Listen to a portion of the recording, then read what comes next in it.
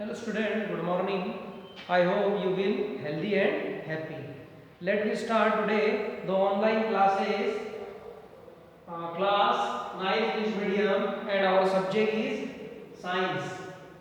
Chapter first, matter in our surroundings. ठीक है, सबसे पहले हम मैटर को एक्सप्लेन करेंगे कि मैटर होता क्या है. तो मैटर का डेफिनेशन देखते हैं हम. The substance from which the physical object are made. मतलब जितने भी फिजिकल ऑब्जेक्ट बने हुए हैं वो किससे बने हुए हैं, जिस सबस्टांस से बने हुए हैं उसको हम कहेंगे मैटर कहते हैं हम, है ना.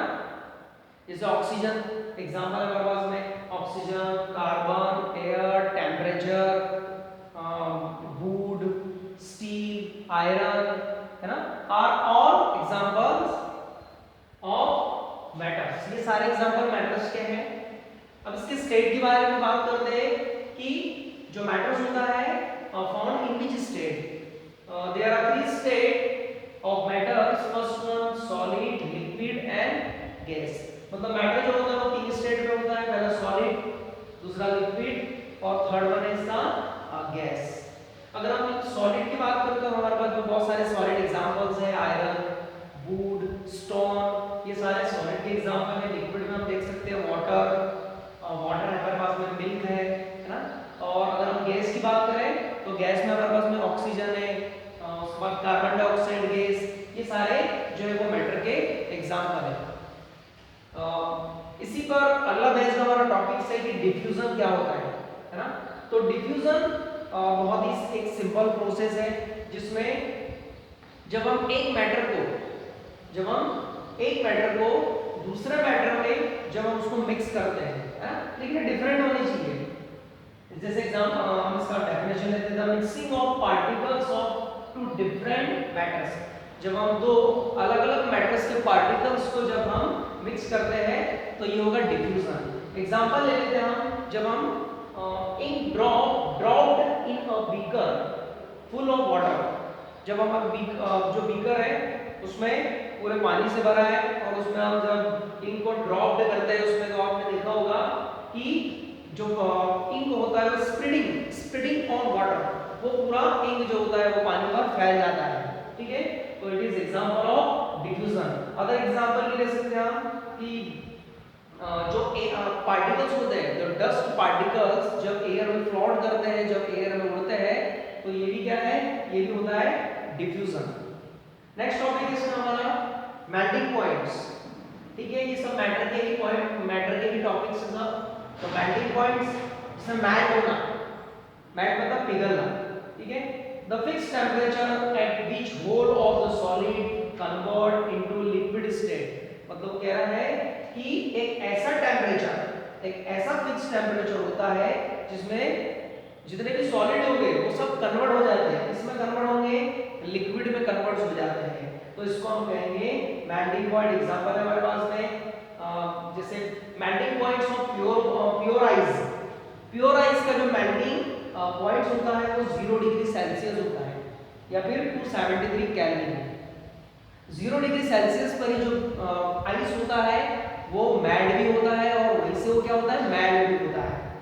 अगर हम एग्जांपल लेते हैं कि अगर जैसे आयरन्स को अगर हम मेल्ट करेंगे तो एक ऐसा फिक्स टेम्परेचर होगा जहां पर वो क्या होगा, मेल्ट होना चालू हो जाएगा. ठीक है, तो हमारे तीन टॉपिक्स हो गए यहाँ पर. एक तो सबसे पहले मैटर्स को डिफाइन किया हमने, उसकी स्टेट दी थी, there are three state, found in this state, diffusion, है ना, two different particles of matter mix each other. And third one topic is melting points, the temperature at which whole solids are convert into liquid state. तो ये हो गया हमारा melting point. अब वैसे ही हमारा बॉइलिंग पॉइंट्स देखते हैं हम अगले टॉपिक में. बॉइलिंग पॉइंट्स,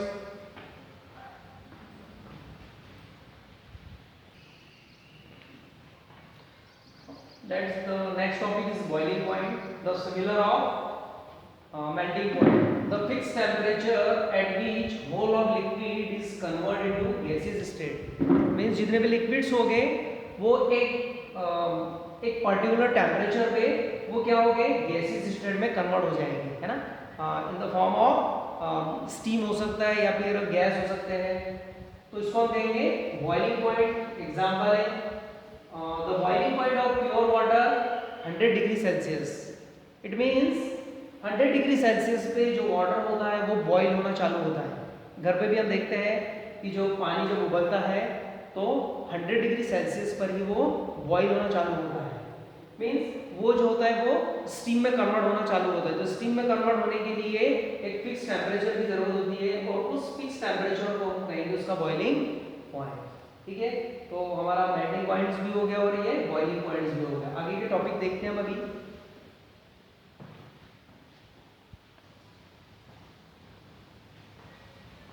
और next topic is latent heat. ठीक है, लेटेंट हीट के बारे में देखते हैं। The amount of heat required by unit mass of a solid to convert into liquid at fixed temperature. Means latent heat वो हीट होती है जो किसी भी मैटर जो होता है उसके यूनिट मास का मतलब होता है वो 1 ग्राम हो सकता है, 1 किलोग्राम हो सकता है, ठीक है ना, 1 लीटर हो सकता है। ये सॉलिड, एक सॉलिड है ना, 1 किलोग्राम ले लेते हैं हम। तो जब ये उसको कन्वर्ट कर देगा किसमें, लिक्विड में कन्वर्ट कर देगा एक फिक्स टेम्परेचर है ना, तो उसको हम कहेंगे लेटेंट हीट। ठीक है, जैसे अगर हम एक एग्जांपल की बात करते हैं कि जो आइस होता है, प्योर आइस, उसका हम देखते हैं उसका जो मेल्टिंग पॉइंट्स होता है वो 100 डिग्री सेल्सियस होता है, सॉरी 0 डिग्री सेल्सियस होता है। तो 0 डिग्री सेल्सियस पर वो जो होता है वो मेल्ट हो जाता है और लिक्विड में कन्वर्ट हो जाता है, तो उसको लेटेंट हीट कह सकते हैं। ठीक है ना। अब ये यूनिट मास ले लेते हैं, 1 किलोग्राम हमारे पास में आइस है, तो 1 किलोग्राम आइस को जब हम उसका टेम्परेचर बढ़ाएंगे तो एक फिक्स टेम्परेचर पे वो लिक्विड में कन्वर्ट हो जाएगा, इसको हम कहेंगे लेटेंट हीट। उस तरह से हमारे पास में लेटेंट इवापोरेशंस, हां इवापोरेशंस की बात हम करेंगे, हमारे पास नेक्स्ट टॉपिक है। तो सबसे पहले हम लेटेंट ऑफ इवापोरेशन देखते हैं। The amount of heat required by unit mass of liquid. एक यूनिट मास हमारे पास में लिक्विड का है ना, जैसे 1 लीटर, और 1 लीटर जब ये 1 लीटर को जब हम एक फिक्स टेम्परेचर तक हम उसको गर्म करेंगे तब वो गैसियस स्टेट में कन्वर्ट हो जाएगा, तो इसको हम कहेंगे लेटेंट हीट ऑफ इवापोरेशन। ठीक है, तो हमारे पास में लेटेंट हीट, ये पता चल गया आपको लेटेंट हीट क्या होता है, और लेटेंट हीट ऑफ इवापोरेशन। तो इवापोरेशन एक प्रोसेस है, इसका अगला टॉपिक है हमारे पास में, उसको भी हम पढ़ेंगे। तो एक अमाउंट होगा, एक हीट का एक अमाउंट होता है रिक्वायर्ड किसके लिए, यूनिट मास के लिए। जब यूनिट मास को जब वो लिक्विड से गैसियस स्टेट में कन्वर्ट कर देगा तो हम उसको कहेंगे इवापोरेशन, और ये इस पर होगा एक फिक्स टेम्परेचर पे। अगला टॉपिक है हमारा इवापोरेशन। इस इवापोरेशन को हम देखते हैं।